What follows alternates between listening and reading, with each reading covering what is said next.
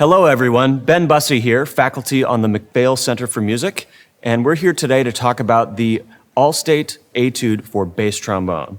There's some things we want to get squared away first before we really get into talking about the etude. When we play the bass trombones may come with one or two valves. You can see that mine has two. One is operated with the thumb, and then the other is operated, if you have a second valve, is operated with the finger on the left hand.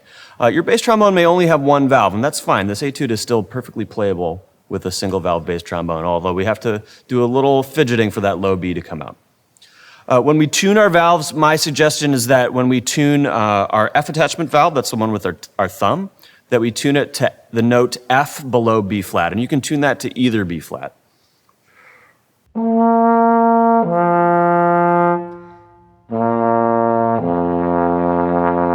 The idea being that when we use that first position B flat just a hair off the bumper, that when we depress our thumb, we don't have to move the slide at all. What that gives us is a C that actually ends up being a little bit away from the bumper, and that's that C in first position on the second space in the bass clef staff.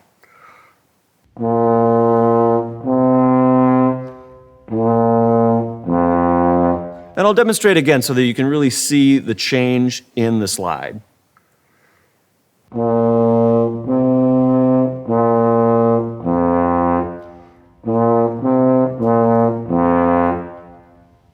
Getting that valve tuning clear right up front is going to be an important way to help you succeed at this etude.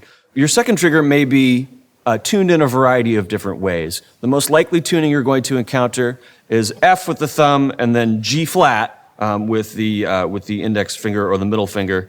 And so just tune in the same fashion, keep that slide in first position, then throw that second valve down. You can see that my bass trombone has an independent valve set. That's the valves are in line with the shape of the bell on the main tuning slide. If you have a dependent valve set, only the F attachment valve will be available, will be going through the bell section, and then that second valve will be offset over here, kind of in the middle of the wrap. All that means is that you can't use the second one without the F attachment one. The other important thing to recognize about when we use any of our valves is that the slide is no longer a 7-position slide. It really becomes a 6-position slide, and when we add that second valve, it's really a 5-position slide. So if we're working our way down from low B flat,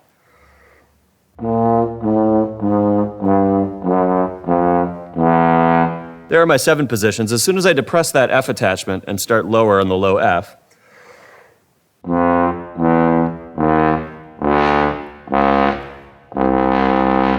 you'll see that I need to reach a little bit more in between those longer positions to get them in the right spot.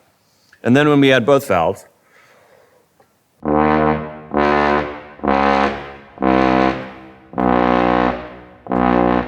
you can see that the slide actually becomes a 5-position slide. Once you get your tuning set up, then you can start going through the etude and choosing which valve combinations that you're going to use as you play the etude. Our etude here is in the key of G major and then has a section in E minor using the same key signature of 1 sharp, F sharp. You may have noticed that your scale sheet also has G major scale in it, and so being able to practice these two side by side, pretty slick. We'll be getting a lot of doubling up on our practice time if you're practicing your scales right along with your etude. The very first hurdle we have to encounter is an octave slur from G to G. Even though it says mezzo piano, I encourage you to use lots of nice air support to support that low G, and then to use that air support to bounce us or carry us up to the G above that.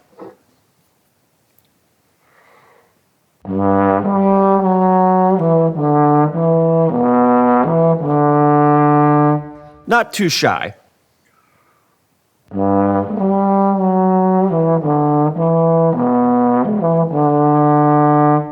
And if that slur over an octave is giving us a little bit of trouble, it's actually kind of nice sometimes to practice missing the slur, chipping it by adding that D natural in the middle that's also in 4th position, and then going back and forth between that and what it's supposed to feel like when we play it accurately. Using wrong to help us feel like right is more obvious.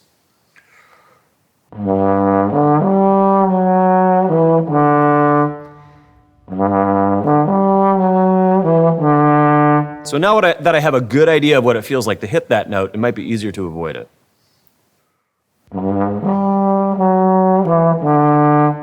helping us to get through some of these larger interval slurs. When I think about playing these nice legato phrases that we have here from measure 1 to measure 8, I actually like to use the sound of the slur that I've just used, that I've just captured in my mind, and make my articulations sound, my tongue articulations when I need them, to sound as similar to the slur as I can.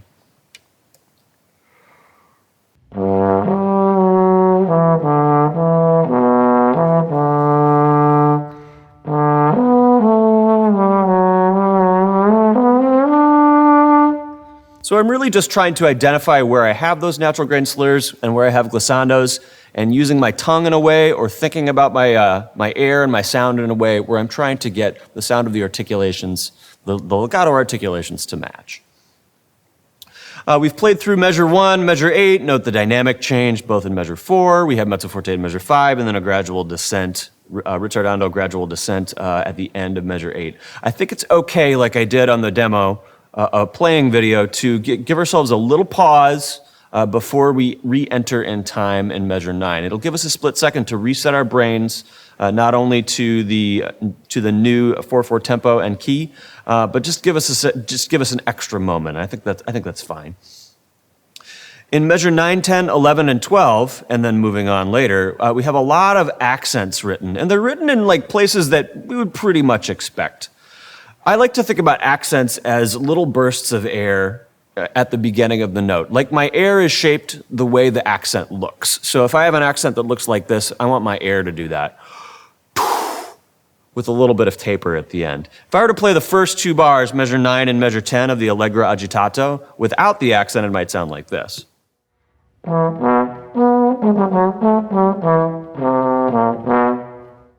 Now, if I add that accent in, thinking about bursting the air just a little bit stronger at the beginning of the accents, it will sound like this.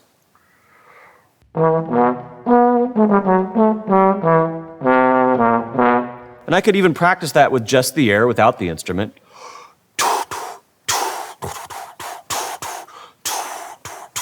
Or even through the instrument as well.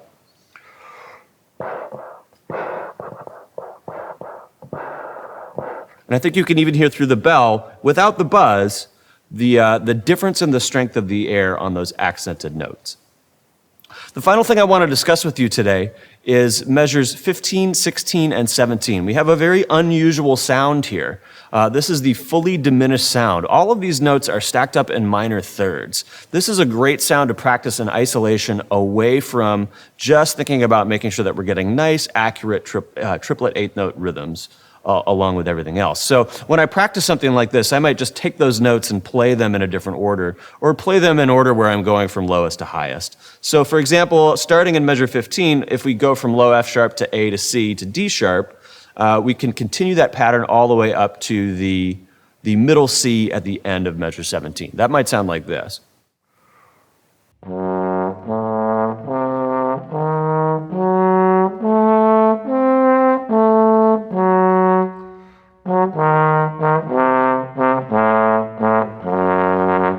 And by playing that sound, it'll help us get used to it, so that when we execute the lick, we'll always know what our target is as we play through some of these faster passages.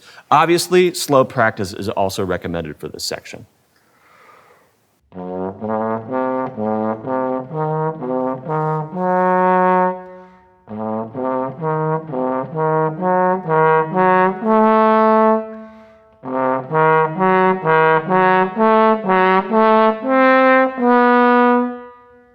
And then we finish with the B natural at the end of the line. Anyway, I hope some of these tips have been useful for you as you prepare your audition. Good luck, and we'll see you out there.